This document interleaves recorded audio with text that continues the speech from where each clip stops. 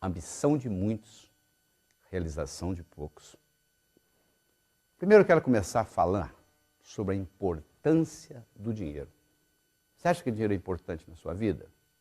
Porque muita gente fala, dinheiro não é importante. O importante é ser feliz. Eu quero saber se você tem os credores batendo na sua porta, se você tem um filho doente que você não pode levar no médico, se você tem uma mãe que está precisando de assistência médica e você não tem dinheiro, se o dinheiro é importante. Dinheiro é importante, sim. Se você for nas penitenciárias, 99,99% do pessoal que está lá por causa de dinheiro. Se você for analisar os divórcios, 85% dos divórcios nos Estados Unidos, eu não tenho a estatística brasileira, mas tem a americana para lhe dar, 85% dos divórcios nos Estados Unidos ocorrem por causa de problemas de dinheiro. Ou seja, se falta de dinheiro está destruindo famílias. Se falta de dinheiro está colocando pessoas nas penitenciárias, está fazendo gente roubar, assaltar, dinheiro é importante, sim. Só que nós crescemos uma cultura dizendo que não, que se você tem ambição pelo dinheiro, alguma coisa está errada com você. Eu quero começar apresentando a situação, o futuro da Previdência no Brasil. Hoje nós temos trabalhando 89 milhões de brasileiros. Trabalhando. Só que o trabalho informal no Brasil é muito grande, você sabe disso, né? Então, somente 34 milhões, ou menos de 40% desse pessoal, paga Previdência, menos de 40%. Somente 34 milhões desses 89 milhões que estão trabalhando, que são trabalhadores, pagam a Previdência. Muito bem, temos 21 milhões de aposentados. Se você fizer a matemática aí, você vai ver que você tem 1,6 trabalhando para um aposentado. Essa é a relação. Isso quando começou lá atrás, nós tínhamos 40 brasileiros trabalhando para um aposentado. Hoje nós temos 1,6 brasileiros trabalhando para um aposentado. Se fosse só isso, já estava mal, mas você imagina. Antigamente, o sujeito se aposentava aos 65 e morria aos 67. Hoje ele se aposenta aos 65 e não morre mais. Tem gente usufruindo da aposentadoria por 30 anos. Você imaginou o que é isso? Às vezes ele usufrui mais da aposentadoria do que ele pagou. O problema da Previdência é um problema de arrecadação, não é uma reforma que vai resolver esse problema. É um problema de arrecadação. Por que eu estou trazendo esse problema aqui? Eu vou falar de dinheiro, estou falando de Previdência. Porque se você tem menos de 30 anos, é possível que quando chegar a sua hora de aposentadoria, não vai ter aposentadoria para você, não. É assim que o mundo caminha. As pessoas, os países estão envelhecendo, o mundo como um todo está envelhecendo, o pessoal cada vez está vivendo mais, cada vez dependendo mais da aposentadoria e cada vez menos gente trabalhando correspondente ao número de pessoas aposentadas. Então, a minha recomendação para você é que você viva a sua vida, porque eu tenho duas notícias boas aqui. Aliás, uma boa e uma má. A boa notícia é que você vai viver muito tempo, porque hoje a medicina permite a gente estar vivendo muito tempo. A má notícia é que é possível que seu dinheiro acabe antes da sua vida. Se isso acontecer, você vai depender de quem? Dos seus filhos, que provavelmente já estarão velhos também, dos seus netos. Eu acho que o neto está cuidando da vida dele, não vai parar a vida dele para cuidar da situação financeira do avô. Então eu acho que você deve pensar nisso seriamente. E como é que você faz? Aí que vem esse material aqui. Então eu quero começar perguntando para você, qual é a sua abastança? Isso mesmo, abastança. Talvez seja uma palavra nova para você, não é? Abastança é com C cedilha. Abastança significa o número de dias que você pode viver sem trabalhar, mantendo o seu padrão de vida. Se você parasse de trabalhar hoje, ou se você tivesse um acidente, ou se você fosse demitido, quanto tempo, quantos dias você pode manter o seu padrão de vida, e sem trabalhar, continuar vivendo. Isso é abastança. Deu para entender? Você tem que fazer o seu cálculo. Eu recomendo que todo final de ano você faça o seguinte: você faz um cálculo da sua abastança. Se a sua abastança de ano para ano não estiver aumentando e você continuar trabalhando, alguma coisa de errado está acontecendo. Ou seja, está trabalhando por nada. Você está gastando em coisas fúteis, supérfluas, e não está criando a sua abastança. Então, todo final de ano, você tem que ver o seguinte: qual é a minha abastança esse ano, qual era a minha abastança ano passado e quanto que eu melhorei. Até que vai chegar um ponto, espero eu, que a sua abastança seja indeterminada. Ou seja, o dinheiro que você ganhou vai gerar dinheiro, que vai gerar dinheiro, que vai gerar dinheiro, que mesmo que você viva 120, 130 anos, que vai ser possível no futuro próximo, você vai ter dinheiro suficiente. Você deve conhecer um ditado de Sócrates, que diz assim: diz-me com quem andas e dir-te-ei quem és. Você já escutou falar disso? Pois é, olha que experiência interessante. Talvez você tenha que parar até para refletir. Olha só, quais são as 6 pessoas com quem você passa a maior parte da sua vida? Todos os seus filhos, filhas, genros e noras vão contar um só. Você vai fazer uma lista. Com quem eu passo mais tempo, segundo com quem eu passo mais tempo, terceiro com quem eu passo mais tempo, quarto, 5, 6.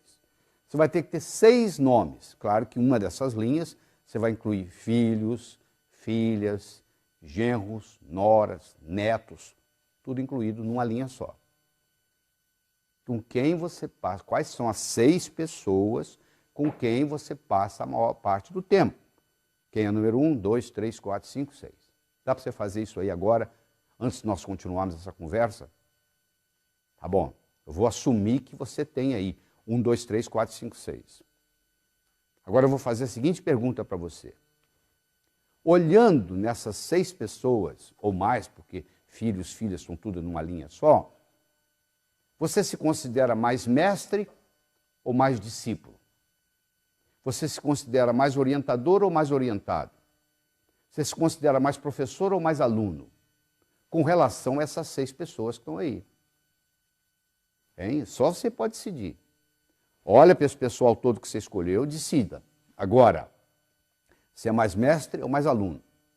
Mais orientador ou mais orientado? Mais professor ou mais aluno com relação a essas pessoas? Provavelmente, você vai responder, que se você está interessado nesse material, você vai responder que você é mais professor do que aluno, que você é mais mestre do que discípulo, que você é mais orientador do que orientado. Então, se você respondeu assim, eu tenho uma última pergunta para você. Qual é a sua fonte? De onde você bebe? Você tem um vizinho multimilionário que lhe ensina? Você tem uma pessoa muito bem sucedida em negócio, que todo dia você liga para ela e conversa? Você é uma pessoa autodidata, que estuda o assunto, que escuta CDs, que assiste vídeos, assiste DVDs sobre o assunto? Você é aquele cara que pesquisa na internet sobre finanças, que entende do mercado de ações? Qual é a sua fonte? De onde você bebe? Porque se você não tiver uma fonte confiável, você está orientando essas pessoas em quê? Se você próprio não tem uma orientação. Hoje, fala-se de sexo na mesa de jantar. O pai e a mãe ensinam para os filhos como é que usa camisinha, etc. Mas ninguém fala de dinheiro, você já percebeu isso? A família tem a expectativa de que o colégio vai ensinar, que a escola vai ensinar. Pois a expectativa da escola é exatamente o contrário. A escola acha que os pais têm que ensinar isso, não é obrigação da escola.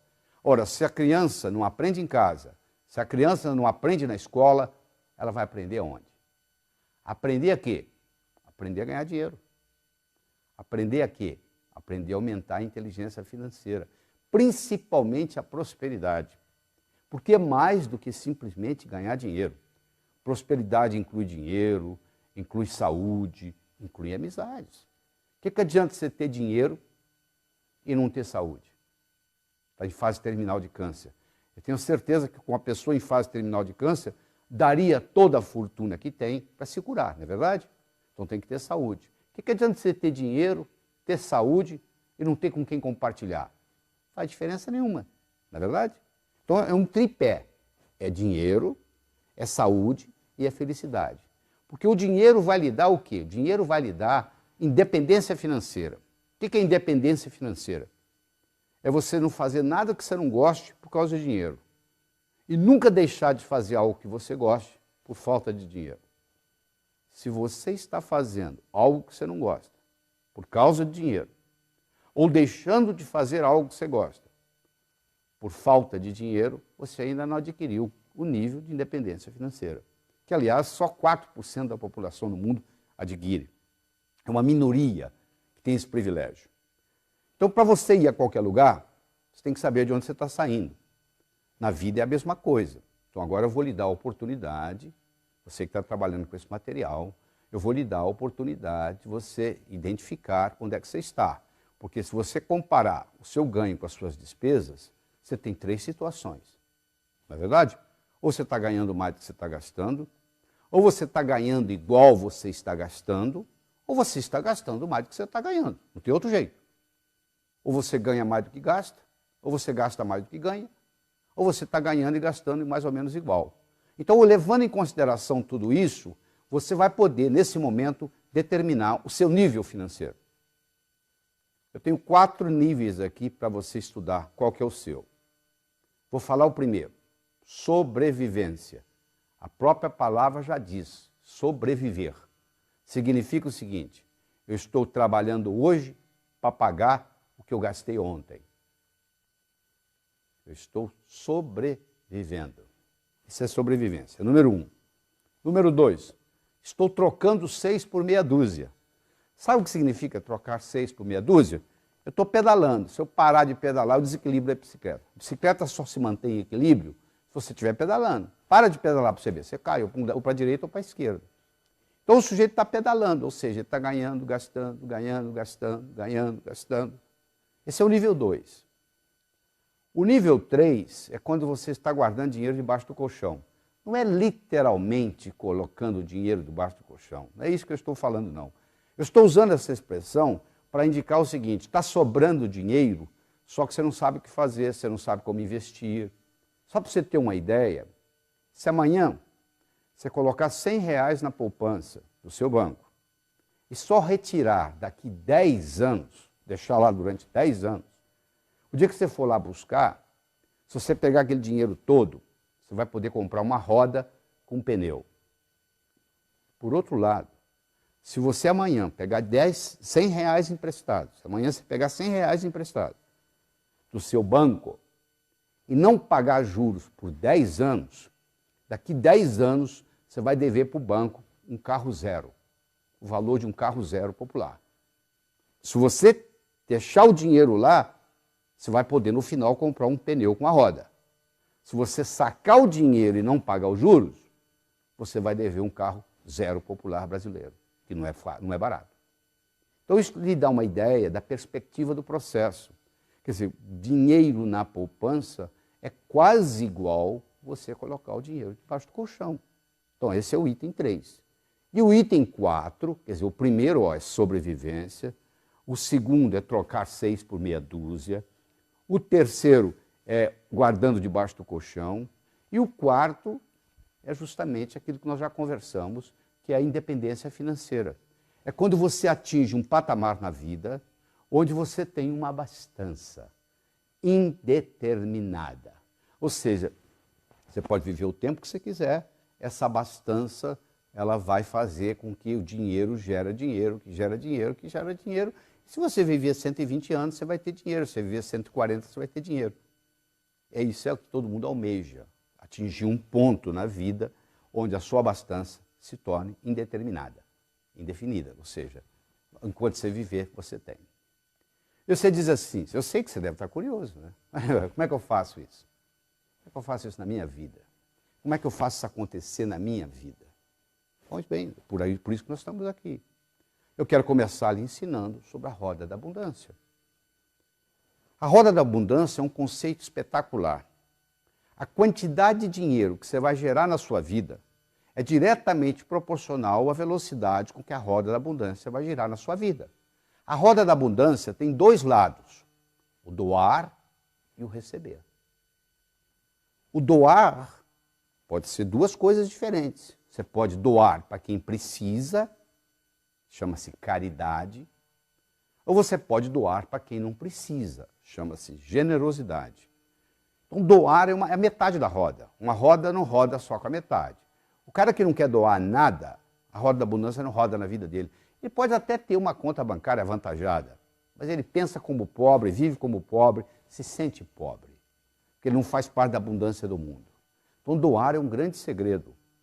Pergunta para os Rockefellers, o próprio Bill Gates acabou de se aposentar e agora vai se dedicar tempo integral ao altruísmo, tempo integral à fundação, ou seja, para ajudar os necessitados. Porque ele sabe, ele descobriu esse segredo que os Rockefellers descobriram, que todo mundo sabe, que é dando que se recebe. Então deixa eu falar um pouco na diferença entre caridade e generosidade. Se eu dou um dinheiro para alguém e essa pessoa está precisada, eu acabei de fazer um ato de caridade. Se eu dou o dinheiro para alguém, ou não necessita ser dinheiro, se você compra uma gravata e leva de presente para o seu amigo que está fazendo aniversário, você não fez uma caridade. O seu amigo poderia ir no shopping e comprar aquela mesma gravata. Ele não está precisado para comprar a gravata. Você não precisava ter levado a gravata para ele. Você não foi caridoso, você foi generoso. Se você pratica só caridade, você está enviando para o seu subconsciente a seguinte mensagem: no mundo só ganha quem precisa. Eu vou ficar precisado para ganhar. Faz sentido o que eu estou falando? Se você pratica também generosidade, você está enviando a seguinte mensagem para o mundo: mesmo quem não ganha, mesmo quem não precisa, ganha. Eu não necessito ficar precisado para ganhar. Então essa roda da abundância, ela tem dois lados: o doar, que nós acabamos de falar, e o receber. Tem gente que não aceita nada dos outros, você já percebeu? Tem gente que faz favor para os outros, mas não aceita favor de ninguém. Isso tem um nome. Como é que chama? São pessoas soberbas. O que é a soberba? Você acha que não precisa de ninguém. As pessoas precisam de você. Então essas pessoas não têm problema no lado do doar, mas elas têm um problema do lado do receber. E como a roda é metade doar e metade receber, vem um problema. Esse conceito da roda doar-receber, eu poderia trocar a palavra doar pela palavra vender. Eu poderia trocar a palavra receber pela palavra comprar. E eu vou lhe explicar toda a recessão do mundo, toda a economia mundial. O que é uma recessão? É quando o comprador para de comprar, o vendedor para de vender, o comprador para de comprar, o vendedor para de vender, entra em recessão. O que é sair da recessão? O comprador começa a comprar, o vendedor começa a vender, comprar, vender, sai da recessão. Eu posso explicar a economia mundial baseada nessa roda da abundância.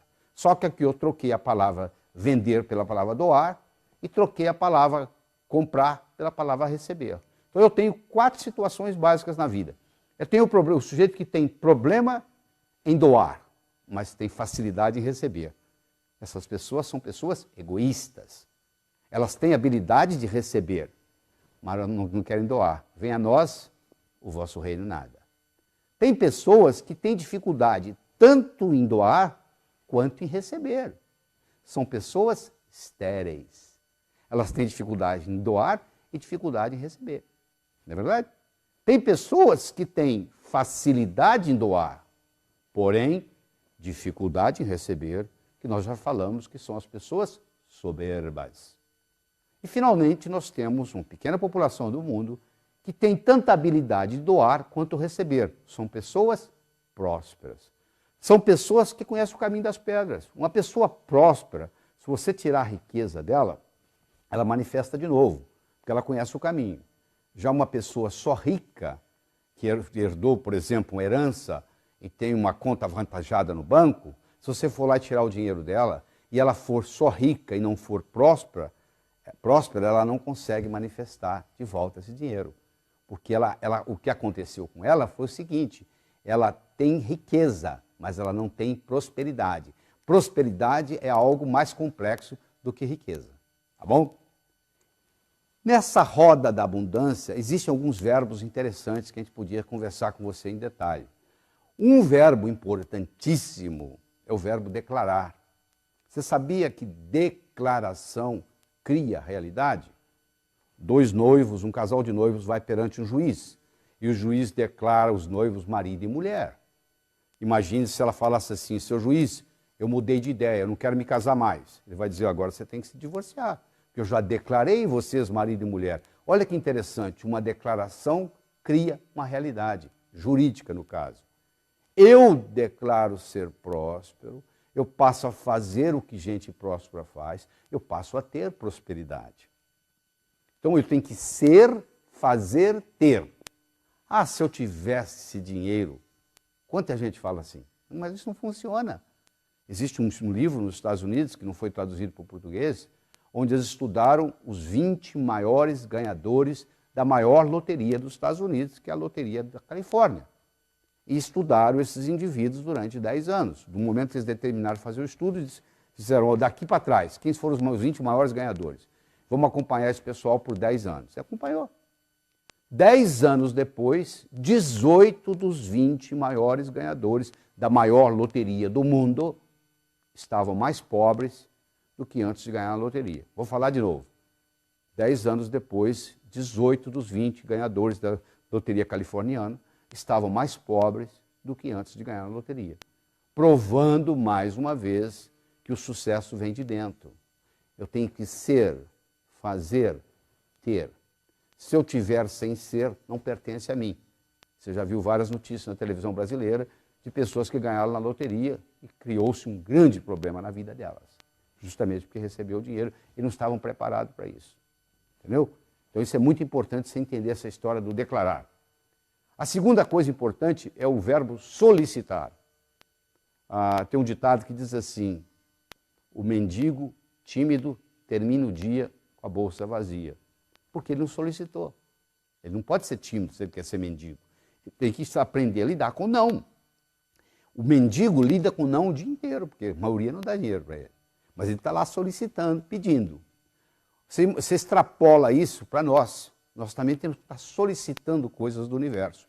Se você é muito tímido na sua solicitação para o universo, você termina a vida com o bolso vazio. No caso aqui. Solicitar é importante. Terceiro é o agradecer, é a gratidão, que é a mãe de todas as outras virtudes. Você tem que agradecer aquilo que você tem, a fim de obter aquilo que você quer. Se você não tem a habilidade de agradecer, você não acumula aquilo que você quer. É um princípio cibernético de realimentação. Quando você coloca um ar-condicionado numa sala e coloca no termostato do ar-condicionado 21 graus Celsius, a temperatura da sala vai realimentar esse processo. Todas as vezes que a temperatura for acima de 21, o ar-condicionado vai ligar automaticamente. Toda vez que ela for abaixo de 21, o ar-condicionado vai desligar e vai ficar só na ventilação. Você criou um processo cibernético, um processo de realimentação. O mesmo ocorre com o processo de gratidão. Quando eu agradeço aquilo que eu tenho, é uma realimentação positiva, eu obtenho mais daquilo. É um segredo muito bem guardado. E segundo é a sua habilidade de arriscar. A pessoa quer progredir, mas ela não quer arriscar. Se você já foi no circo alguma vez, ou já assistiu algum filme de circo, você vai ver que o trapezista ele está no trapézio, ele para pegar o próximo trapézio, ele solta esse, fica vulnerável a pegar o próximo. Claro que ele dá uma olhadinha para ver se vem outro trapézio. Se não vier, ele não solta esse. Eu não estou dizendo que você vai deixar o seu emprego e vai ficar vulnerável. Você tem que planejar o próximo passo. O que você vai fazer depois disso? Isso é importante, esse processo, você fazer isso. Então, esses verbos são muito importantes. O verbo declarar, o verbo solicitar, o verbo agradecer e o verbo arriscar-se. Isso aí é fundamental. Eu quero conversar agora, nesse momento, sobre a pobreza. Eu quero fazer uma declaração aqui. A declaração que eu tenho para fazer é muito simples. Todas as vagas para pobre estão ocupadas no Brasil. Não tem mais vaga para pobre. Melhor você ficar rico. Se você quiser ser pobre na Suécia, não tem problema. Você vai receber casa, comida, roupa lavada, remédio, hospital. Se você quiser ser pobre na Suíça, não tem problema nenhum. Se você quiser ser pobre nos Estados Unidos, você não tem quase problema nenhum. Mas no Brasil você não pode ser pobre. Por quê? Todas as vagas estão ocupadas, já temos demais. A melhor coisa que você pode fazer pelos pobres é não ser um deles. Ou seja, você está do outro lado para ajudar. E nós temos que fazer, não é fazer o pobre, o rico ficar pobre, é fazer o pobre ficar rico. Você nunca pode fortalecer o fraco enfraquecendo o forte. O jeito de você fortalecer o fraco é fortalecendo o fraco, não é enfraquecendo o forte. Por que você acha que tem tanta pobreza no Brasil? Um país com 8.513.844 km², onde o sol brilha 365 dias por ano, onde aqui não tem terremoto, aqui não tem furacão, onde todo estrangeiro que vem aqui e mora aqui por um período de tempo acha que isso aqui é o paraíso das oportunidades, só o brasileiro que não vê isso. Por que a gente tem tanta pobreza? Por algumas características. A primeira delas é a ignorância financeira. Nós não somos educados financeiramente, nós não aprendemos sobre a lei do ganhar, a lei do gastar, a lei do economizar, a lei do investir, que são leis universais, que funcionam em qualquer lugar que você for, em qualquer cidade, em qualquer país, em qualquer nação, em qualquer continente. E mais sério ainda são os preconceitos que nós temos contra dinheiro. Dinheiro é sujo, gente rica não entra no céu, é mais fácil um camelo passar pelo fundo de uma agulha do que um homem rico entrar no céu. Você imagina que você tem 5 anos de idade, você não sabe onde você está indo, porque você está consciente, mas não está consciente que está consciente aos 5 anos. Você sabe que você vai num lugar importante, porque colocar a melhor roupa que você tem, e você vai e tem alguém pregando. É mais fácil um camelo passar pelo fundo de uma agulha do que um homem rico entrar no céu. Saiu dali, seu pai te leva ao zoológico, e tem aquele animal enorme. E você pergunta, papai, o que é aquilo ali? Aquilo ali, meu filho, minha filha, aquilo ali é um camelo, grande, hein, pai? Você chega em casa, você abre a gaveta de costura da sua mãe, você pega a agulha, olha, e com 5 anos você declara, eu quero ser pobre. Só que você esqueceu que você fez essa declaração, quem estava pregando lá também esqueceu de lhe ensinar que o conceito não é bem esse, não. Lá em Jerusalém, tem os resquícios das muralhas, os resquícios dos portões, que se fechavam às 18 horas, às 6 horas da tarde, e qualquer caravana de camelo que chegasse depois das 6 horas da tarde era proibida de entrar, a não ser que o camelo entrasse pelo fundo da agulha, que era uma portinhola feita dentro do portão, no próprio portão, só que um camelo, para passar pelo fundo de agulha, meu amigo, 2 coisas tem que ocorrer. Primeiro, tem que fazer isso descarregado. Ele não pode passar com o carregamento que ele chegou. E segundo, ele tem que fazer isso de joelhos, que não é difícil para um camelo. Agora eu vou levar essa analogia para o ser humano. Nós vamos entrar no reino dos céus, sem nada material, caixão não tem gaveta, mortalha não tem bolso, nós não vamos levar absolutamente nada do que está aqui. Tudo isso que você pensa que é seu, na realidade você está tomando conta. Essa casa que você tem registrado no cartório, que você pensa que é sua, se você morrer ela vai ficar aí, ou seja, ela não lhe pertence, você está tomando conta. O carro é a mesma coisa e assim por diante. Caixão não tem gaveta, mortalha não tem bolso. Então, nós não podemos ter apego às coisas, porque elas vão ficar aqui. E segundo, o conceito do camelo entrar de joelhos, isso representa para nós entrarmos no reino dos céus humildemente. Só que a pessoa leva isso ao pé da letra. Esse é que é o problema. Isso é nada mais, nada menos que uma metáfora. Que levado ao pé da letra, a interpretação é outra. Então a pessoa acha que se ela for rica, ela não pode entrar nos céus. Do céu. Contrário. O dinheiro bem aplicado é um instrumento para lhe aproximar de Deus. Porque se você usa o dinheiro bem usado, e você melhora a humanidade com ele, você proporciona uma melhora na vida das outras pessoas, porque você tem dinheiro, porque você está construindo aquela mansão, você está tratando muitas famílias, você que comprou aquele Mercedes-Benz, você está mantendo muitas famílias empregadas. Olha aí, está fazendo girar aquela roda da fortuna, a roda da abundância que eu falei para você, ela está girando porque você está comprando e vendendo coisas, você está contratando gente, você está montando mansões. É praticamente impossível você ser próspero sozinho, porque no momento que você começa a gastar, você está beneficiando outras pessoas. E todo mundo vai ficando mais próximo com você. Prosperidade atrai prosperidade. Para onde que vão os investimentos? Para os países mais prósperos, não é verdade? Então isso é o que vai acontecendo. Então nós temos essa série de preconceitos. E esses preconceitos muitas vezes não têm nenhuma causalidade. Há uma diferença entre causalidade e casualidade. Casualidade é por acaso. Causalidade tem causa. Você quer ver um mito, porque isso é mito. Quando você tem casualidade, mas não tem causalidade, você cria mitos. Existem uma série de mitos populares com relação a dinheiro, com relação à riqueza. O primeiro mito que eu quero discutir com você aqui é o seguinte: trabalhar muito é causa de riqueza. Não é verdade. O cara ficou milionário aos 65 anos, em Brooklyn, New York. Ele foi entrevistado e eles perguntaram para ele: por que você ficou milionário aos 65? Por que não aos 55? Por que não aos 45? Sabe o que ele respondeu? Estava muito ocupado, não tinha tempo de ganhar dinheiro. Ou seja, tem gente que está tão obcecada pelo trabalho do dia a dia que não tem tempo de dar um passo para trás e ver a coisa numa visão mais ampla. Então não é verdade, não é trabalhar muito que traz riqueza, é trabalhar de uma forma inteligente, é aprender a alavancar. Se você pedir para derrubar uma porta, eu não tenho força física para isso. Mas se você me entregar um pé de cabra, eu derrubo com esse dedinho aqui, ó. Eu estou alavancando, ou seja, eu estou trabalhando de uma forma inteligente. Alavancar no mundo de negócios é trabalhar de uma forma inteligente. Então isso é muito importante. Vamos para o segundo mito? Não é correto trabalhar e se divertir ao mesmo tempo. Não, sabe o que eu faço? Durante a semana eu trago o leite das crianças. Agora no final de semana eu faço o que eu gosto. Meu amigo, o que você faz como diversão, alguém faz como profissão. O que você faz como hobby, alguém faz como trabalho. Qual é o seu hobby? O meu hobby é jogar tênis. Pois é, tem gente que é instrutor de tênis. O que você faz como diversão, vai ter gente no mundo fazendo como profissão. Então, o grande segredo é você ter um hobby e cobrar por ele. Porque aí você não vai sentir que você está trabalhando. Você está se divertindo, é seu hobby. Você faria até de graça. Então, se você trabalha numa coisa que você faria até de graça, primeiro você não vai pensar em aposentadoria. Porque se você faria até de graça, você quer continuar fazendo. Aquilo que o cara sonha que vai fazer depois de aposentado.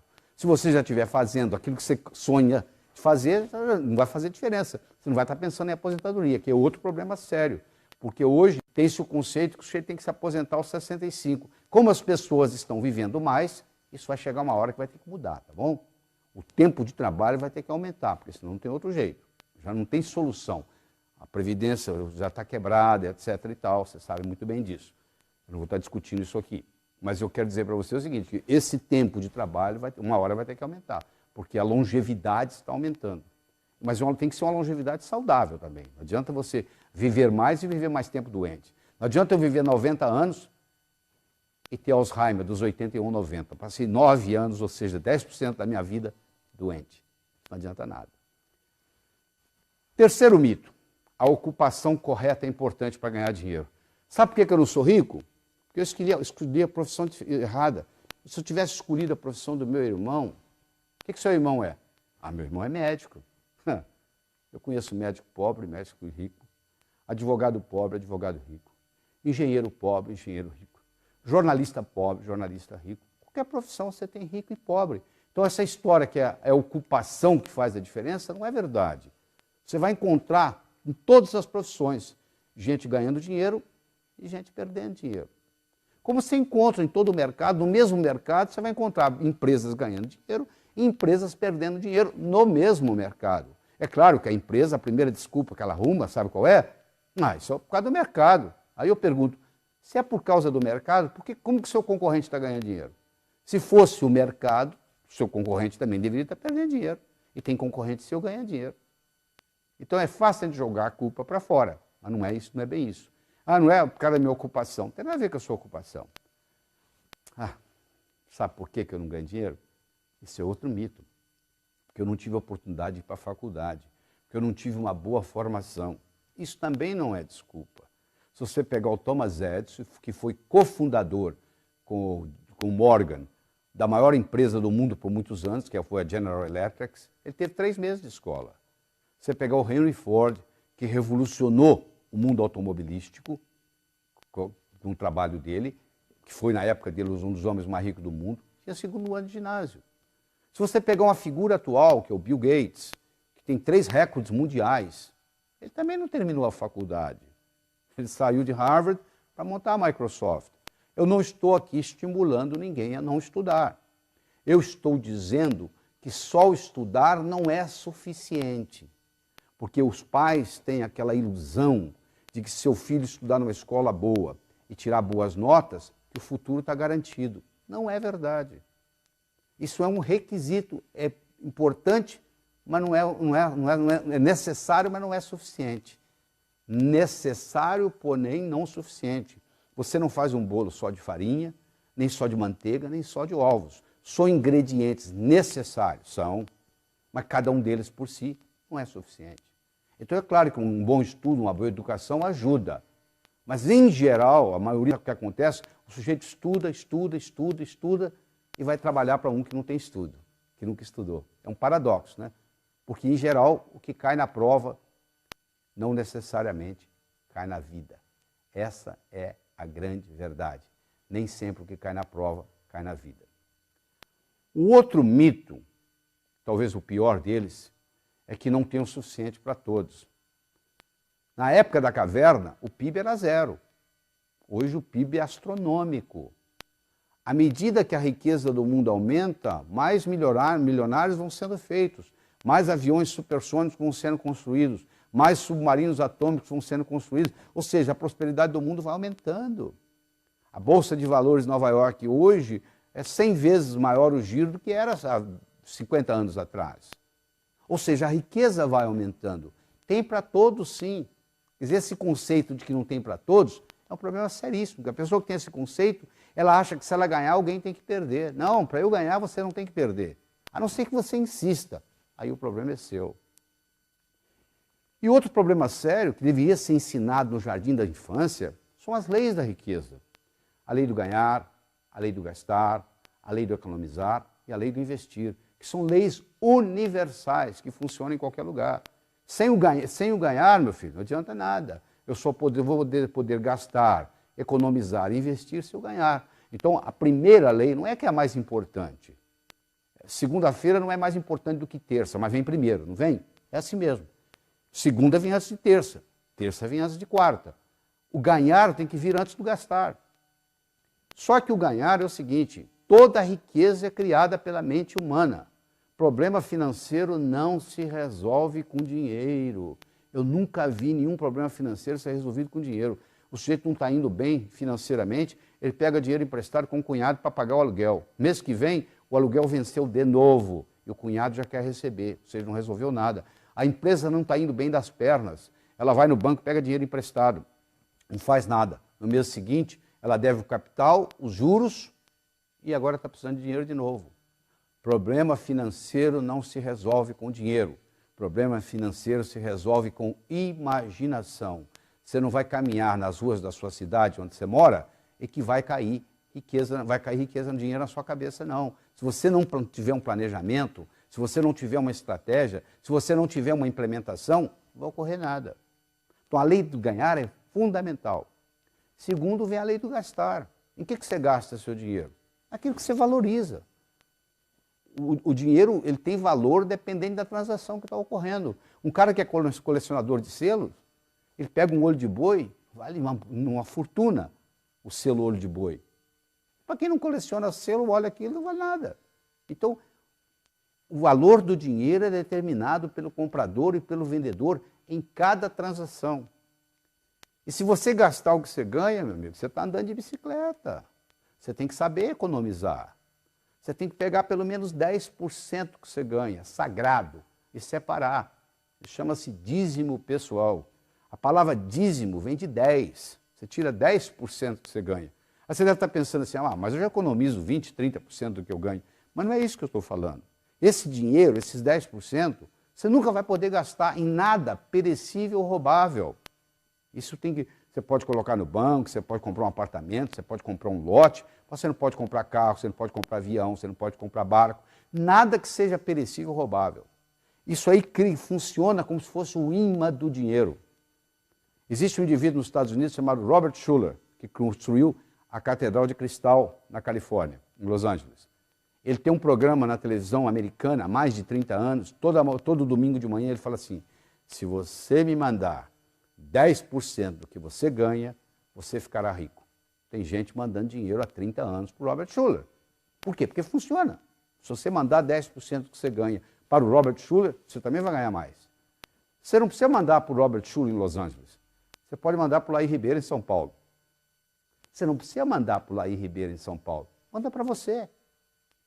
Pega a sua conta final do mês, separa 10% e fala, isso é sagrado. Você deve estar pensando assim, mas peraí, se eu for pegar, eu já ganho tão pouco, como é que eu vou tirar 10%? Se você ganha pouco, 10% é quase nada. Não é verdade? Ou seja, não vai fazer muita diferença. Tem gente que vive com muito menos do que você vive.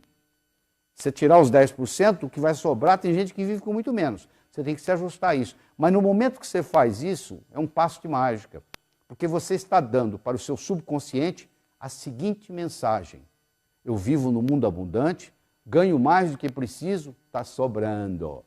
E esse dinheiro acumulado, ele vai criar o que se chama o imã do dinheiro.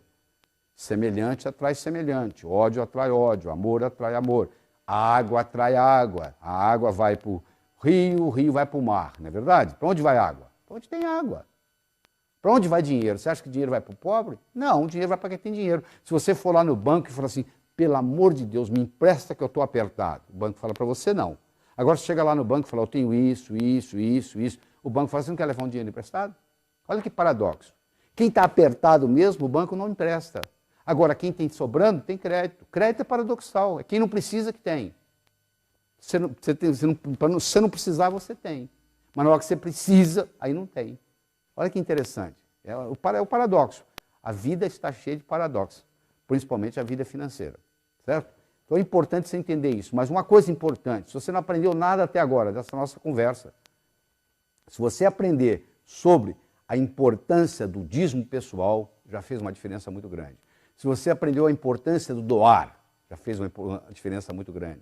Porque você aprender a doar, você pode doar tempo, você pode doar dinheiro. Não é só, é o sistema de doar como um todo, é você se doar. É dando que se recebe, está lá na Bíblia.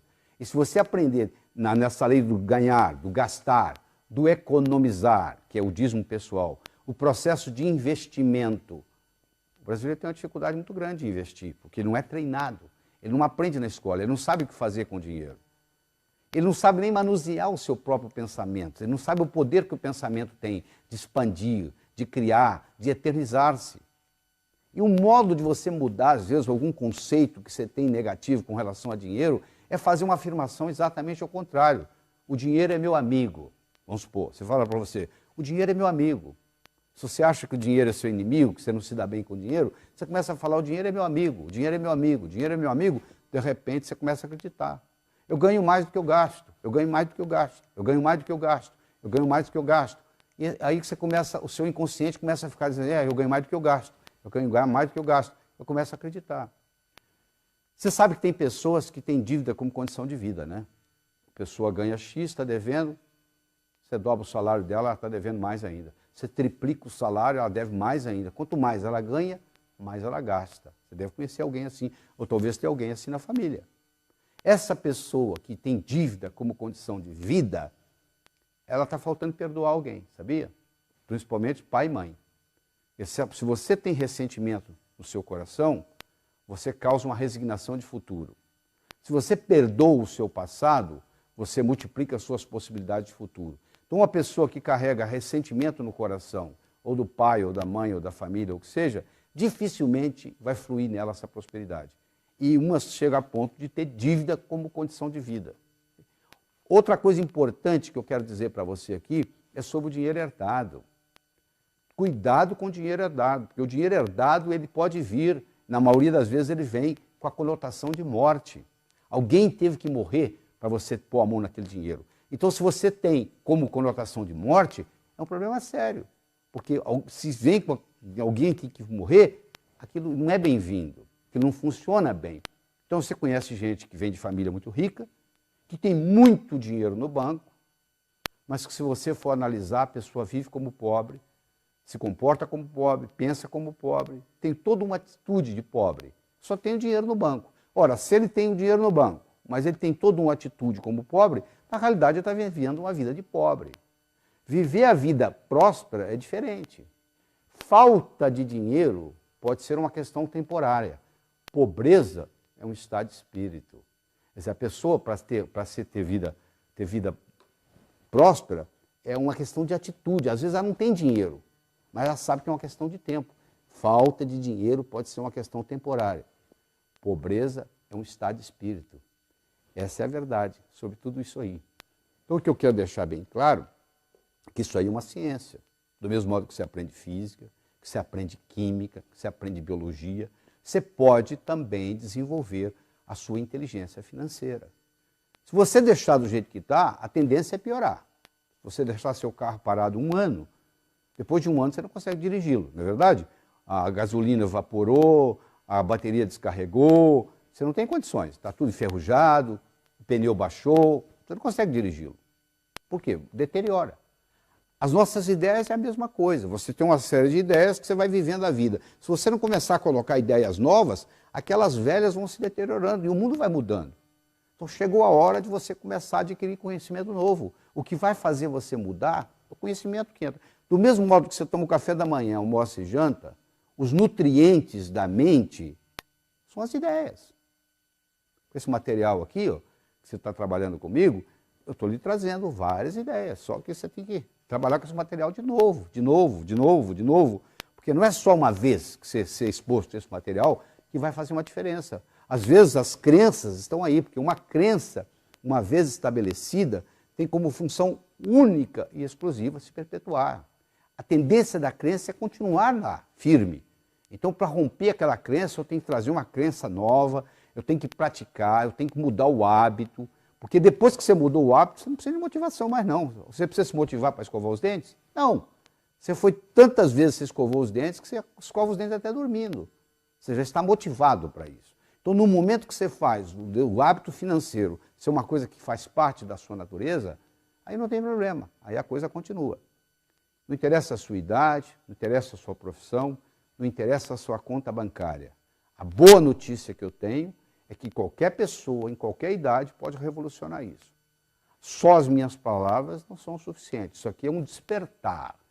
Você chega num hotel e pede para despertar amanhã às 6h30. Às 6h30 seu telefone toca. Não significa que você vai ter um bom dia. Significa que você despertou. Pode ser até que você volte a dormir. Isso aqui, esse trabalho que eu estou fazendo com você aqui é um despertar. O resto agora vai ficar por sua conta. Eu vou contar uma história e com isso nós vamos encerrar aqui. Eu espero que você trabalhe com esse material de novo, até que isso entre na sua estrutura psicológica e faça parte de você. Aí fica no automático, aí fica fácil. Certo? Diz que uma vez, no inferno, Lúcifer estava muito preocupado porque lá estava havendo uma recessão, estava faltando pecadores. Lá também tem esses problemas. Aí eles resolveram ter uma reunião de marketing para discutir uma estratégia para trazer mais pecadores para o inferno. E eles estavam discutindo e um capeta-chefe levantou a mão e falou assim, é muito simples, nós temos que fazer o ser humano gastar mais. Para gastar mais, ele vai ter que ganhar mais. Para ganhar mais, ele vai ter que trabalhar mais. Ele vai trabalhar, ganhar, gastar, trabalhar, ganhar, gastar, trabalhar, ganhar, gastar. A vida vai passar, ele não vai ter tempo de evoluir, vai terminar aqui. Muito bem, disse Lúcifer, muito bom, mas eu quero escutar outras. Aí um outro capeta-chefe levantou a mão e disse, por que a gente não acaba com o amor próprio do ser humano? Ele não vai gostar de si mesmo, ele só vai olhar para o outro, ele só vai se preocupar com o outro, ele só vai cuidar da vida do outro, ele não vai cuidar da vida de si mesmo, ele não vai evoluir, a recessão vai terminar aqui. Muito bom, disse Lúcifer, mas eu quero escutar mais. Aí disse que um capetinha-chefe, estagiário, capetinha estagiário, levantou a mão. Aí Lúcifer olhou para ele e disse, o que você quer? Eu queria dar uma opinião. Qual é a sua opinião? Por que a gente não faz o ser humano pensar que ele vai viver para sempre? E o que isso tem a ver com vir para o inferno? Perguntou o diabo. Só. Ele vai deixar o importante para amanhã, para amanhã, para amanhã, para amanhã. A vida vai passar, ele não vai fazer nada, vai terminar aqui. Diz que o rosto do diabo se iluminou. Ele disse, é isso que nós vamos fazer. Sabe o que ele fez? Ele colocou na mente de cada um de nós a semente da eternidade. Você pensa que seu vizinho vai morrer antes de você, que seu primo vai morrer antes de você, que seu ex-chefe vai morrer antes de você, mas você vai enganar a morte, não é verdade? Vai aparecer alguma coisa. Todos pensam assim. Se você pudesse conversar com o pessoal que mora, entre aspas, no cemitério, todo mundo lá ia reclamar que morreu antes da hora. Tinha tanta coisa para fazer e morreu. Não adianta nada você ser exposto a esse material, você ter todas essas ideias que você está tendo aí e não colocá-las em prática. Você tem que estabelecer quais são as prioridades na sua vida e colocá-las em prática. Ver o que é importante, começa por aquilo que é mais importante